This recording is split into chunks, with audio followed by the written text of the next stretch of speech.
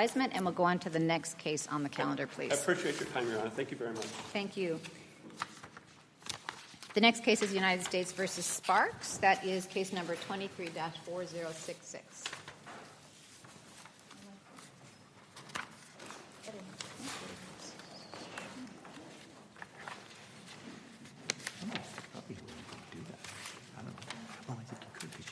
This like that. You can just get one of these, and then you just disconnect that with Bluetooth.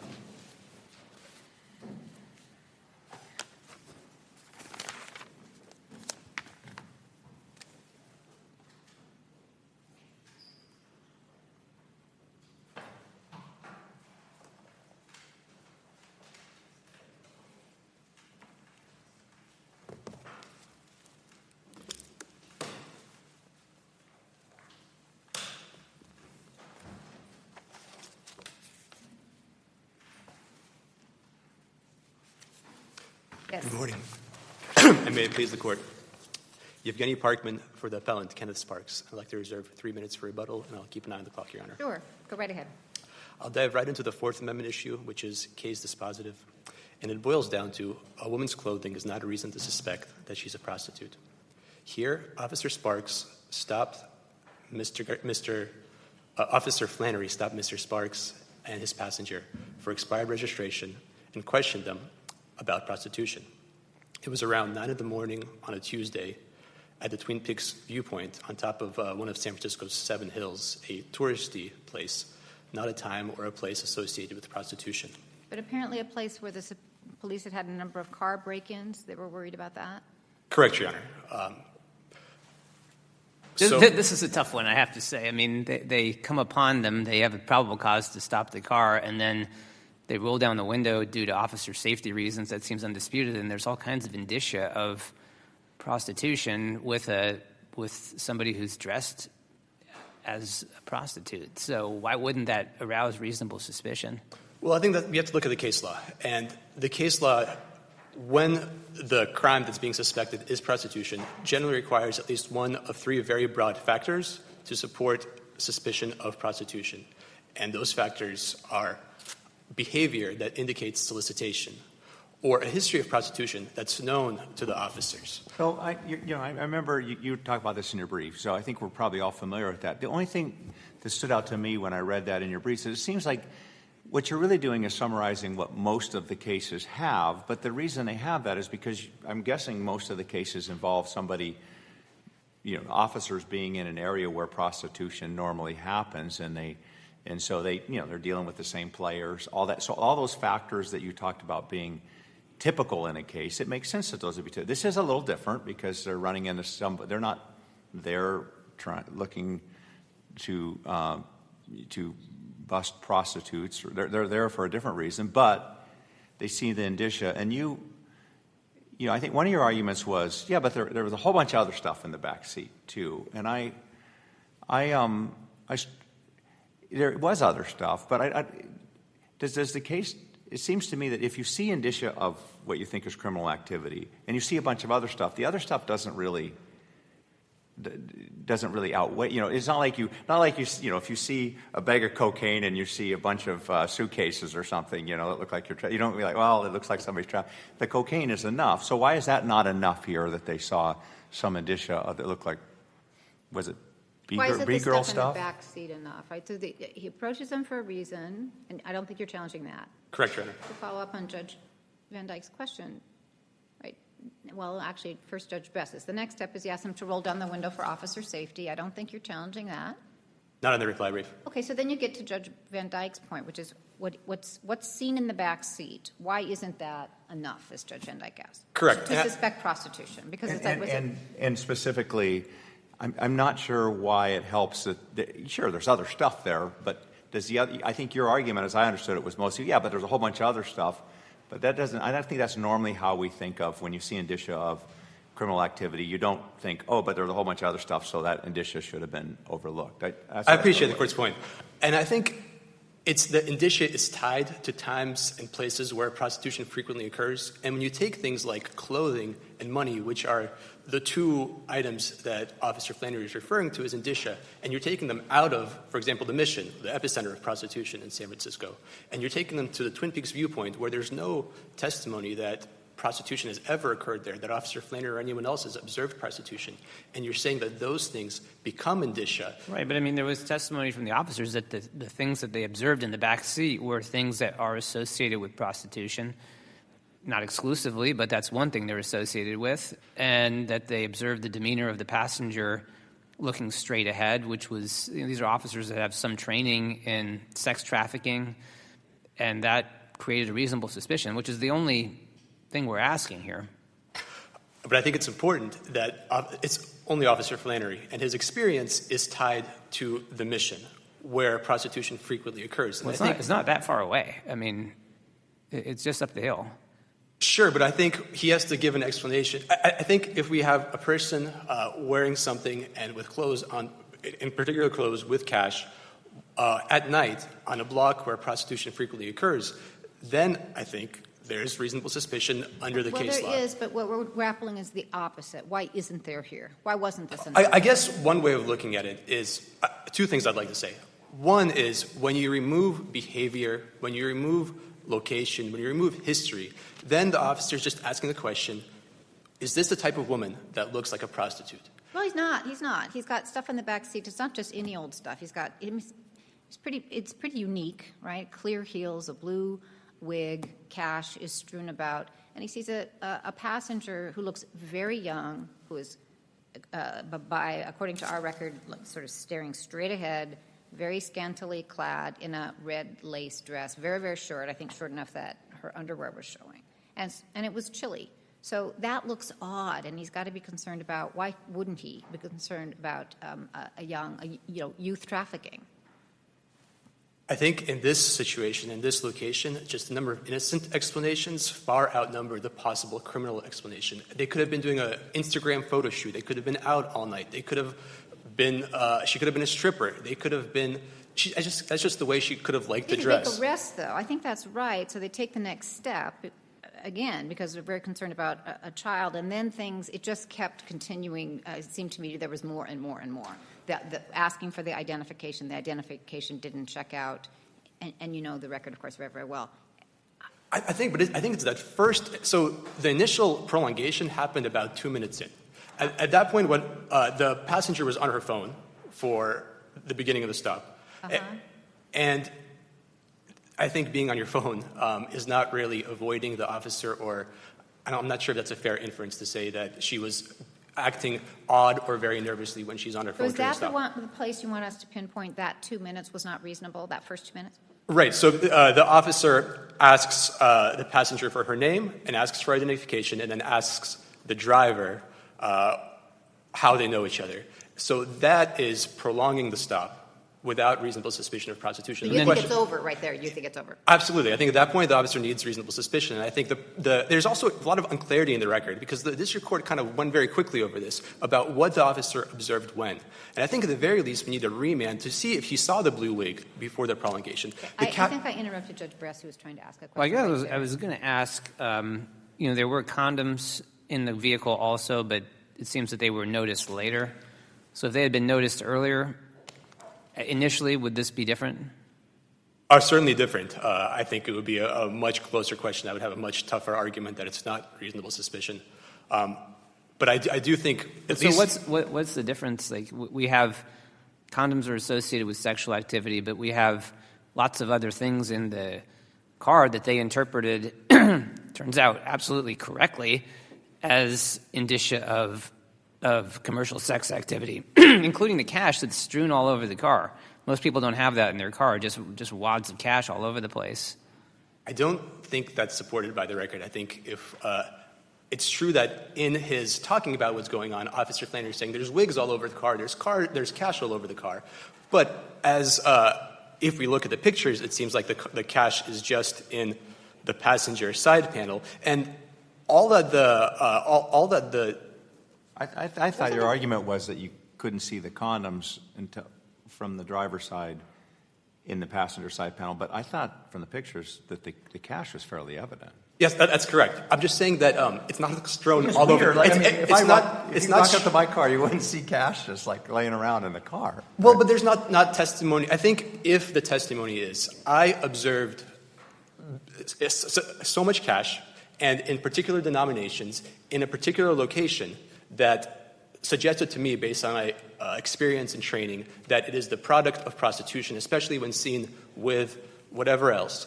That would be one thing. But the declaration is, I observed cash, not cash here, there, how much cash. It's just not clear from the record how much cash there is, where it is. And if we look at the actual evidence that's in the record now, we see that the cash is not all over the car. It's in a particular spot in the car. So we're down to 5 minutes, and there's also a big thing in this case. I mean, I don't want to cut off the probable cause, reasonable suspicion, but the other big thing is your argument about the interpretation of the statute, and particularly, I think, the causation issues. Did you want to talk Yes, about Your that? Honor. I thought that's kind of an interesting and challenging issue. Yes, Your Honor, and particularly focusing on the causation. The statute requires the government to prove, it states, that the defendant must have knowledge or reckless disregard that the person will be caused to engage in a commercial sex act. Not that the person will engage, as the district court instructed the jury, but will be caused to engage. And I think the be caused part has particular meaning, and the place to look for what it means is a different part of the Trafficking Victims Protection Act, the initial bill that introduced. Yeah, and it seemed to me your argument, just because to cut to the nub of it, seemed to me, because of your time, will be caused, you wanted to point out that somebody else has to involve somebody else causing it, somebody other than the two actors, the trafficker and so a third person. But when you're dealing with a minor, why is it inappropriate to say, if you're sending a minor in to engage in prostitution and you know or are acting in reckless disregard of the fact that you're sending in a minor to engage in prostitution, then you know that they will be caused with, because for minors, we don't think of them as being able to give consent, right? So there's a difference between minors. And so the minor will be caused to engage in prostitution, even if there's no third-party pimp, or if there's no, just the very fact that they will engage in prostitution means they will be caused, even if it's just the other person they're engaging in prostitution with. You see what I'm saying? They would be caused. I think it's ultimately a jury question, but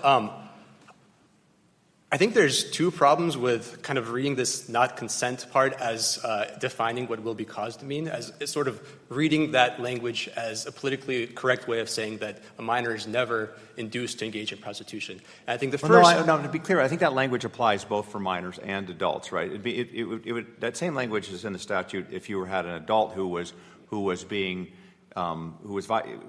it for an adult who, because they were being coerced or against their will. Is that correct? No, the first part of the statute is if you're caused to engage by force, fraud, or coercion, or if you're under 18 and caused to engage. But looking at the 7102, it actually says induced to engage by force, fraud, or coercion, or under 18 and How induced much to does engage. this really matter? I mean, isn't there overwhelming evidence that the defendant caused her to engage in prostitution, fully facilitated this by taking her all over the Blades and by assisting and picking her up in Merced? And I mean, we can have the legal argument about what causation means, and I tend to think Judge Chabria did a nice job in trying to make sense of all of this. But at the same time, isn't there overwhelming indication that he was the cause of her engaging in commercial sex activity as a minor?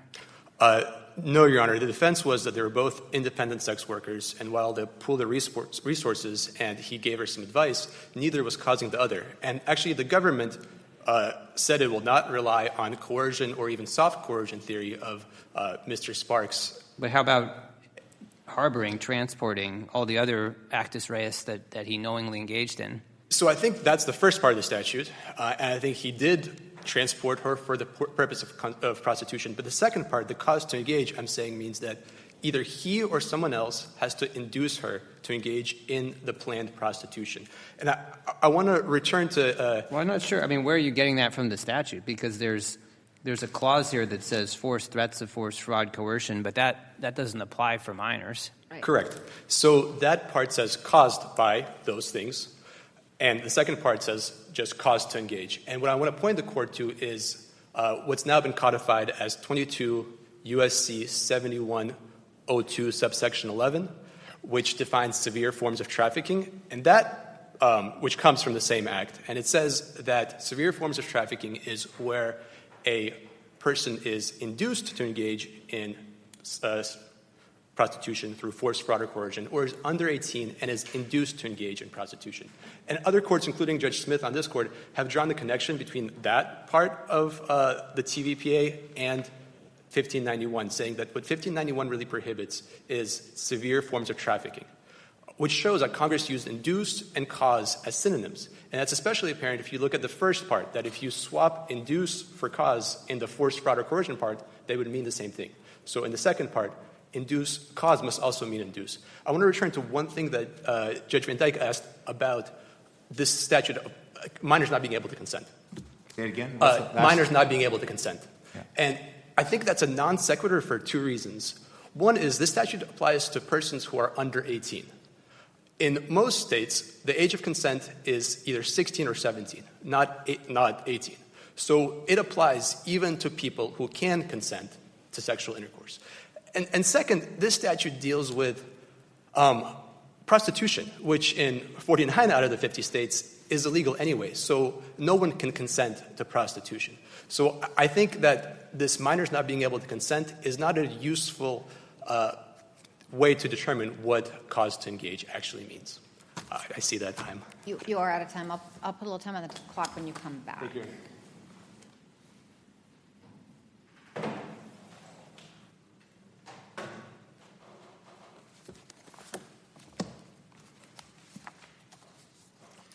Good morning, Your Honors. Kelly I'm Bull.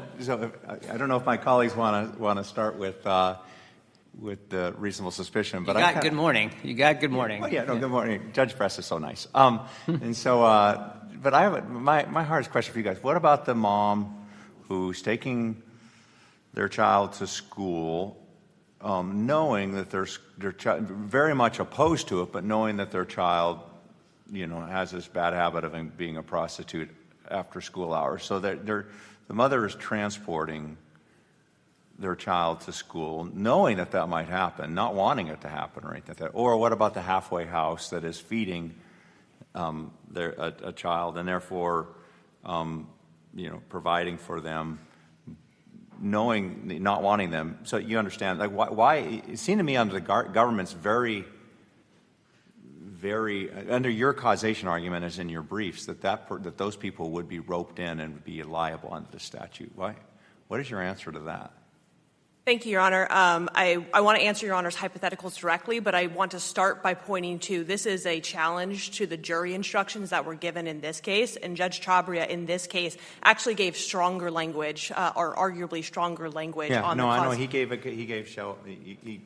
but your argument seemed more extreme than that. It wasn't. You're right. Judge Chabria didn't accept that. But why is your argument defensible? I guess in that sense. Well, and Your Honor, again, the government's argument is only that the jury instructions were not error here. But to answer, to go directly to Your Honor's hypotheticals, it is based on the government's reading of the plain language of the statute, but also on this court's prior decisions, and specifically in order. And Judge Kristen, in particular, is familiar with several of these: the Bachman case, the Hornbuckle case, and the Hines case.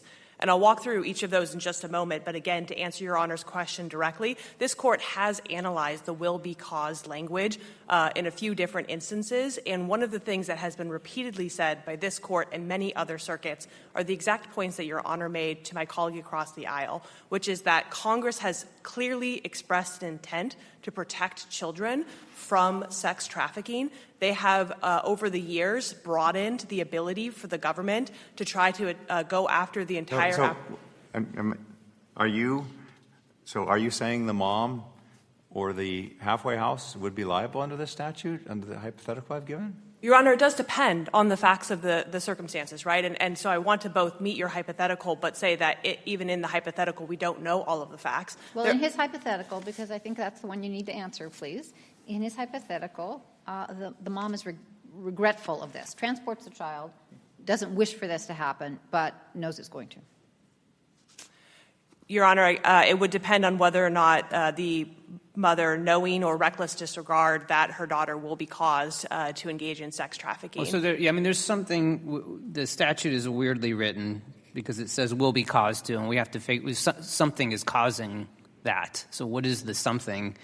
And it seems like it has to be what's the actus reus that's in A1 that you have to knowingly undertake. So one would think that a mother who transports someone to the blade may result in, maybe perhaps on those facts, that person will be caused to engage in illegal sex activity, but someone who takes somebody to school, knowing that later they may take an Uber to the blade, maybe will not. And that we have to read something into will be caused. We've got to give some meaning to that. It's hard to see how it would be totally detached from the actus reus. If that's the government's argument, that seems unpersuasive, but I'm not sure that it is. Well, again, Your Honor, the government's argument is simply that the jury instructions did adequately capture the statute, and Judge Chabria required as a result of, so he did require a tie. But do you think that was, you thought that was overkill?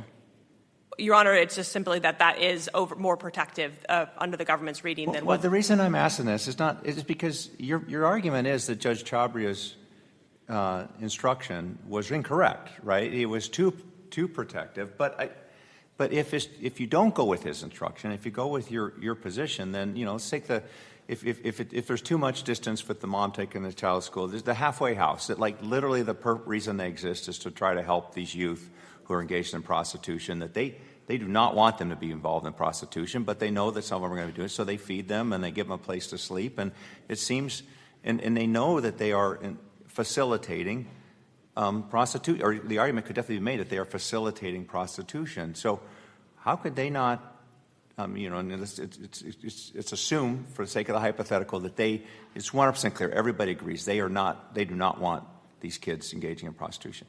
But it seems to me under your argument, they would be pulled in. So why is Judge Chabria's answer to that not the correct answer? That's not just that helps us in deciding this case. If that's the correct answer, then that's what the instruction should be going forward, so that in a future case, we don't end up with somebody. Somebody's making these arguments, and the facts aren't, and the instructions aren't so helpful to the government. Well, Your Honor, I want to start by saying I respectfully disagree. The government does not think that Judge Chabria got the instruction wrong. The government. I think his instruction was added too much causation. It required too much causation. Well, Your Honor, the best I can do is the hypotheticals Your Honor provides, and of course my colleague across the aisle, are unsupported in any case law or prosecution that has been. So is that your argument? You might maybe one that would be covered under the law, but no prosecutor would ever bring that case. Is that? Your Honor, I think that there is nothing that the defense has pointed to show otherwise, and I would point the court, if I may, to the 11th. It's a little frightening, though, to have a statute that pulls in. It does seem nobody would think that that's what Congress wanted to. That's what they meant to criminalize, and so it seems to point out that maybe there's a problem with the interpretation statute. That's why I'm fixated on this. Your Honor, if I may, I would respectfully disagree that there's no indication that Congress would intend this. I believe that Congress intended to give a broad tool to combat the entire apparatus of sex trafficking. Congress did not mean to criminalize parents who have a wayward child, where the parent is still doing something to support and help that child, knowing they're doing that thing but wishing they weren't. And I'm sure they didn't mean to do criminalize halfway houses either. Is that your position? Do you think Congress meant to? Your Honor, if I may, to point to the Hornbuckle case that was before this court, sometimes the most nefarious types of these cases do involve a parent. And it may not be the loving parent that the hypothetical that Your Honor posed, but it may be the parent that is forcing the child into sex trafficking and taking some of the proceeds. Right. So exactly. So if there's a parent that is doing it, what is the distinction between them? There's a difference in inducing the person. That's what their position. So their answer is that would draw the distinction between those. And you're saying you don't need that, but how do you not rope in the person who's just trying to be helpful but not trying to actually encourage the prostitution. Well, Your Honor, if I may, I'd like to point to some examples from the case law. So I was starting to say a moment ago the 11th Circuit in Gatlin is the only circuit I've found that has analyzed this exact question, which is at pins or 990, F 4th, 1050, 1060 to 1061. It analyzes this exact question, and it also analyzes what the defendant is arguing here, that mere assistance when a sex worker is otherwise acting independently is not enough to meet that will be cause for a minor, and the 11th Circuit rejects that. And I would argue that that is very much aligned with this Court's opinions in Hornbuckle and Backman and Haynes. And in Hornbuckle, this Court, Judge Kristen, analyzed the will be cause language and said that that is not broad enough to bring in whether or not the person was independently engaging in sex work on her own. It's often a her. So I know you say Judge Chabria's instruction wasn't error, but what would the perfect instruction have been? Well, Your Honor, I would actually point to the Ninth Circuit model instruction, which was updated after this case and after the jury instruction in this case, and I believe perhaps even influenced by Judge Chabria's comments. And if the Court looks at the Ninth Circuit model jury instruction 20.25, it lists as a separate element that the defendant knew or was in reckless disregard of the fact that the person would be caused to engage in a commercial sex act.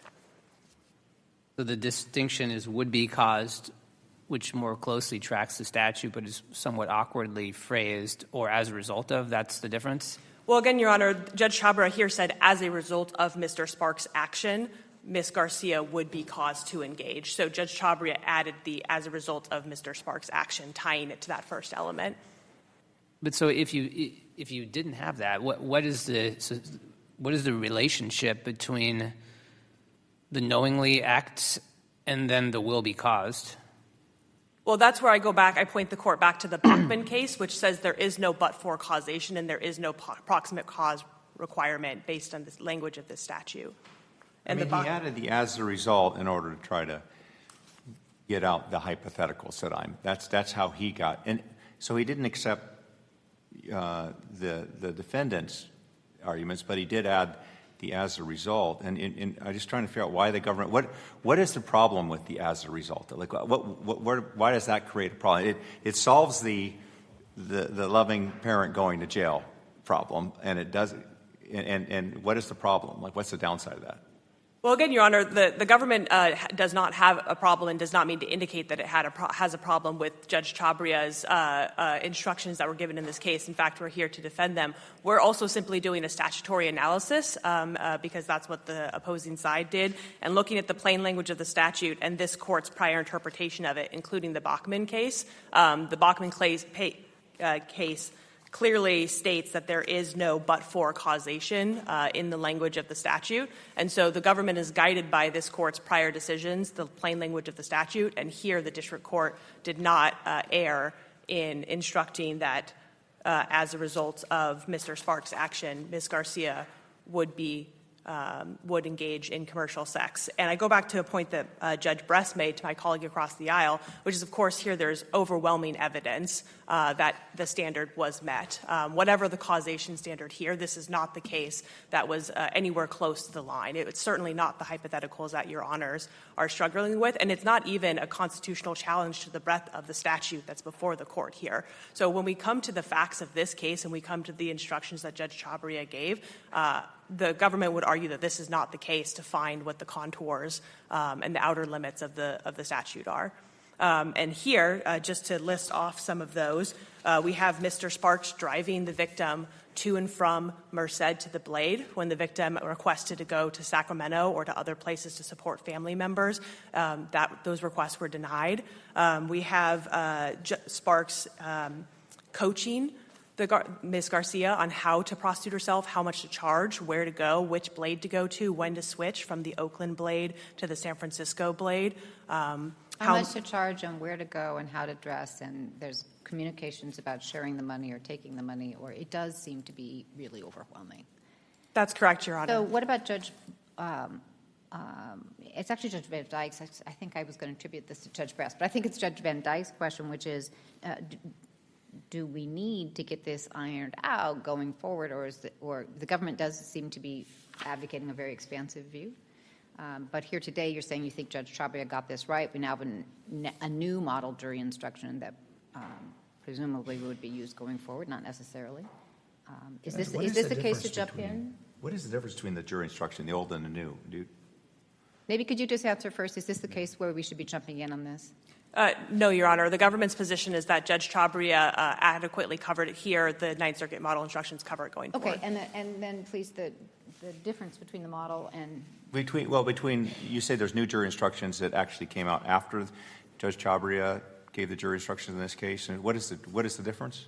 That's correct, Your Honor. I do apologize. I don't have the old version in front of me, but my recollection is that there was no separate element broken out for this causation question that the court is concerned with. So now the model jury instructions break out the two pieces, and just to back up in the short time I have left to answer Your Honor's questions, the government reads this as there's the knowing and then there's the actus, the action, the list of verbs. Then there is the type, whether the person was a minor or whether they were coerced or fraudulently induced, et cetera, or forced into the prostitution. Then, and the defendant has to know or be in reckless disregard of the type that they were coerced. That the victim will be caused to engage in. Well, correct, Your Honor. There's two parts to that second piece, and the model jury instructions now break those out as two separate elements. The defendant has to know or be in reckless disregard that the person was a minor, and the defendant has to know or recklessly disregard that the person would be caused to engage in the commercial sex act. That's now a separate element in the new model jury instructions. I do not believe it was. But wait a minute, the existing statute doesn't require that. So now I am concerned. The existing statute speaks on subpart C about if there's an opportunity to have observed. That's correct, Your Honor, and then that's also listed in the, and I think that's why the model jury instruction lists those as two separate elements, because then the reasonable opportunity to observe, so long as the government pleads that appropriately in the indictment, then that removes, for just the whether or not the person was a minor, that piece, it removes the mens rea. Thank you. Did that answer your question? I think so, although it sounds like the way you're explaining it, they've just taken the statutory language and made a two-part jury. So it's still sort of, and I think this jury, if I recall, this is the case that I'm recalling, the jury actually had questions about some of this. They too were struggling with they asked, this is the one where they asked the court for clarification, or am I thinking of a different case? I don't believe so, Your Honor. The deliberations here are pretty short. I do think they had a question about the coercion count, which they ultimately acquitted on, but I could double-check the record if my memory's not serving me well. I can look that up, but it's yeah, okay. But The new instruction is, the number again is 20.25, Your Honor. 5, yeah. Thank you for Your Honor's generous amount of time. If there's no further questions, the government respectfully requests that this court affirm. Thank you.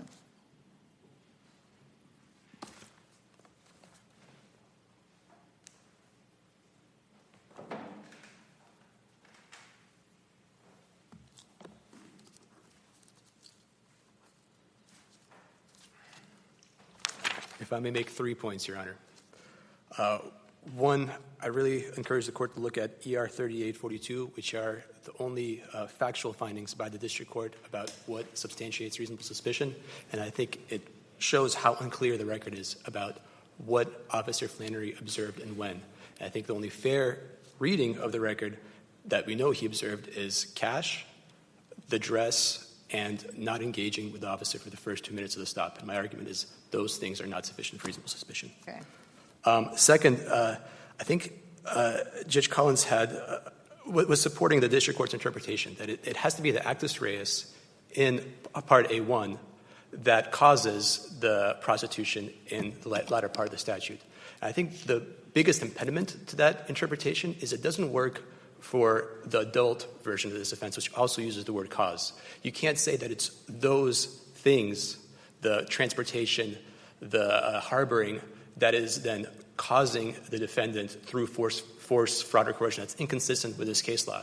Rather, it has to be that those things, you did those things while knowing that there's a modus operandi that's going to cause the adult through force, fraud, or coercion to engage, but not those things that are causing. And so you can't interpret those two things differently in the first part of the statute and the second part of the statute. And I think especially with the rule of lenity, you then have to interpret both cause in both parts as meaning to induce. So do you think the instruction that you were given, your client was given, was on this as a result of is actually more favorable than our current model instruction? I think compared to the model instruction, I don't think so. I think because the model instruction retains would be cause to engage, it allows the jury to interpret would be cause to engage as induce. I think that's the language of the statute. I think that would be cause is a synonym for induce. So I think that's the problem. I think the problem with changing the instruction is it used to say that you recruit, transport for prostitution. So it made explicit that the actus reus in the first part has to be for prostitution, not recruit to college or transport to the grocery store, but you do those things for prostitution. And I think that makes it extra clear that then the second part of the statute, the would be caused to engage, has to mean something different. It's not that the person will just be caused to engage in prostitution, because you already proved that in part one. And that supports the definition that the second part, the second cause there, involves induce. And the last point I wanted to make is to point the court to this court's decision in Hornbuckle, 784 F. 3rd at 556. There, in evaluating whether the undue influence enhancement applies, the court looked to whether the minor's voluntariness was compromised through things like preying upon the minor or manipulation. And what I'm saying is that that's exactly what the would-be cause to language is getting at. It's the defendant has to know or recklessly disregard that the minor's voluntariness was overcome. Not that he did it, but he knows or recklessly disregarded it. I'm going to stop you there Yes, because Your you're Honor. way over time. Thank you both for your arguments. We're going to take a 5-minute recess before we come back for the last argument.